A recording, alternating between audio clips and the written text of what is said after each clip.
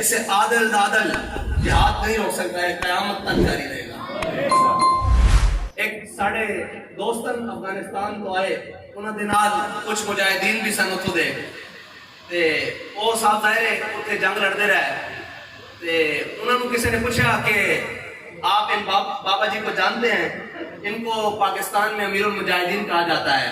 اس نے کہا جنگ ہم لڑتے ہیں لیکن حقیقی امیر المجاہدین یہ ہے۔ وہ جب میرے پاس آئے تو انہوں نے کہا جی آپ ان سے سوال کریں، آپ امیر المجاہدین کو امیر المجاہدین کیوں مانتے ہیں؟ تو میں نے کہا جی آپ بتائیں امیر المجاہدین کو امیر المجاہدین آپ کیوں مانتے ہیں، حالانکہ آپ تو خود مجاہد ہیں اور آپ نے امریکہ کے خلاف جنگ لڑی ہے۔ اس نے کہا بھائی میری بات سنو، پشتون تھے، کہنے لگا میری بھائی بات سنو، اردو بولتے تھے تھوڑی بہت، کہنے لگے بھائی میری بات سنو، ہم امریکہ کے خلاف جنگ لڑتے تھے، جہاز آتا تھا بمباری کرنے، ہم چھپ جاتے تھے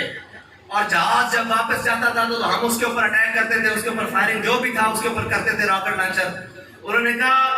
ہم جہاز آئے ہمیں مارنے کے لیے، ہم چھپ جاتے تھے، جب وہ جاتا تھا ہم اس کے اوپر اٹیک کرتے تھے۔ امیر المجاہدین وہ ہیں جو میدان میں بیٹھ کر کہتے تھے کہ ستم گر ادھر آ۔ ہم اس کو امیر المجاہدین اس لیے مانتے ہیں کہ وہ تو چھپ بھی نہیں سکتے تھے، وہ تو چل بھی نہیں سکتے تھے۔ اس نے کہا جو میدان میں کھڑا رہے وہی تو امیر المجاہدین ہوتا ہے۔ آگے جو بات سنائی نا، اس نے کہا غزوہ حنین کے موقع پر جب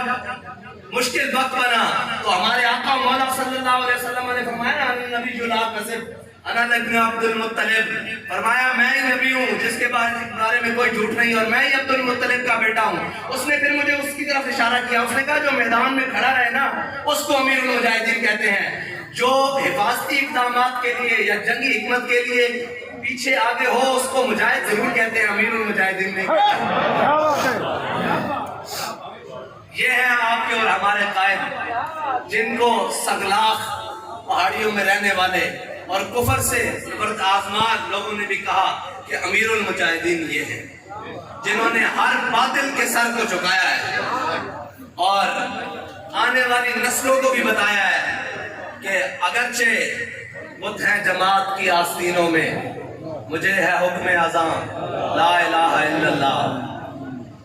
اور یہ نغمہ فصل گل و لالا کا نہیں پابند۔ جب سارے